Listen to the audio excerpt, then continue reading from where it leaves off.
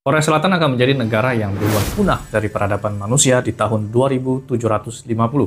Hal ini sangat mengejutkan, bukan? Bagaimana mungkin negara maju bisa sampai punah? Punah dalam arti sebenarnya ya, karena angka kelahiran mereka drop luar biasa. Sampai-sampai banyak TK dan SD yang bangkrut dan tutup karena nggak ada anak-anak lagi yang sekolah di sana.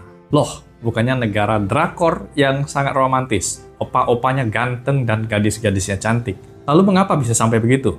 Menarik kan? Video ini saya bagi menjadi dua part ya, jadi silahkan di like, follow dulu, dan favoritkan agar tidak kelewatan konten-konten menarik lainnya. Yang pertama, biaya hidup mereka yang mahal dan sulit cari pekerjaan.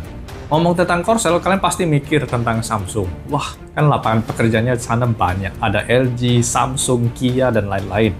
Tapi itu hanya untuk sarjana yang S2, dan proses seleksi pekerjaannya sangat ketat. Hanya 5% yang akan diterima dari yang melamar kerja.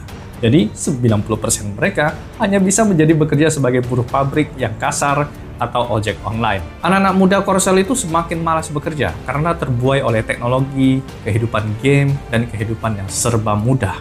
Kalau mereka mau berkeluarga, minimal harus punya apartemen atau rumah. Kalau orang biasa dengan gaji standar, tanpa makan dan minum, dikumpulkan butuh waktu 84 tahun baru bisa beli sebuah rumah. Jadi karena susah cari kerja, biaya nikah yang mahal, banyak yang tidak sanggup membeli rumah atau apartemen, maka mereka memilih gak usah menikah dah. Kalaupun mau menikah, ya tidak mau memiliki anak. Persentase kaum muda yang tidak mau menikah itu mencapai 80%. Yang kedua, no kids zone. Orang Korea itu mulai tidak suka pada anak-anak karena dianggap mengganggu ketertiban. Sudah banyak kafe atau restoran yang memberikan label no kids zone di depan pintu mereka, yang artinya anak-anak dilarang masuk. Kebanyakan komunitas atau masyarakat tidak suka dengan tangisan anak-anak. Wajar saja, hidup mereka itu sudah tertekan dan stres. Mereka mau mencari ketenangan di kafe dan di restoran.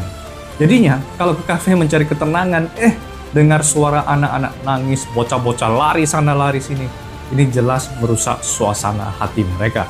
Karena itulah muncul larangan no kids zone ini. Yang ketiga, perusahaan tidak menerima wanita yang sudah berkeluarga. Nah, ini juga sebuah penolakan. Kalau wanita sudah menikah, apalagi sudah punya anak, maka otomatis perusahaan tidak akan mau menerima. Karirnya bisa tamat. Karena perusahaan ingin pekerjaannya itu lebih disiplin dan produktif. Kalau sudah berkeluarga, cuti melahirkan, anak sakit, antar anak sekolah, maka produktivitasnya bisa menurun. Karena itulah wanita-wanita Korsel memilih tetap mempertahankan karirnya daripada kehilangan pekerjaannya. Ya wajar saja karena gaji wanita itu lebih tinggi 30% dibanding dengan pria. Jadi sayang kan bila melepaskan pekerjaan lalu menikah dan memiliki anak. Yang keempat, punya anak itu rugi besar. Biaya membesarkan anak, biaya sekolah, les, sampai dia tamat kuliah itu bisa habis 4 miliar rupiah. Jadi memiliki anak itu pengorbanannya besar sekali. Sementara hasilnya tidak setimpal. Makanya mereka mengatakan rugi kalau punya anak. Ya benar juga sih. Mereka pekerjaannya dengan gaji yang kecil. Untuk sendiri saja sudah pas-pasan. Bagaimana ada biaya lagi untuk membiayai anak sekolah. Yang kelima, hidup untuk sendiri. Mereka sekarang memiliki semboyan YOLO. Artinya hidup tuh cuma sekali. Kalau cari uang ya dinikmati sendiri. Kan memang nggak sanggup lagi beli rumah. Jadi uang yang ada, uang yang dihasilkan dari pekerjaan, ya digunakan untuk memberi barang-barang branded, fashion mewah, skincare, dan lain-lainnya. Mereka itu rela makannya cuma Indomie doang. Cuman kalau masalah penampilan, mereka nggak mau kalah gengsi. Kesimpulan, fenomena tidak menikah, tidak beli rumah, dan tidak mau punya anak, ini memang lagi booming di berbagai negara. Menurut saya ini adalah sebuah insting untuk bertahan hidup, dan juga sebuah ekspresi perlawanan kepada sistem dunia yang sekarang tidak adil. Pemerintah di negaranya sudah kalang kabut.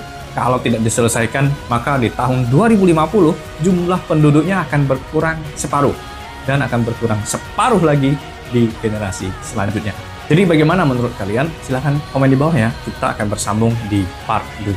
Terima kasih.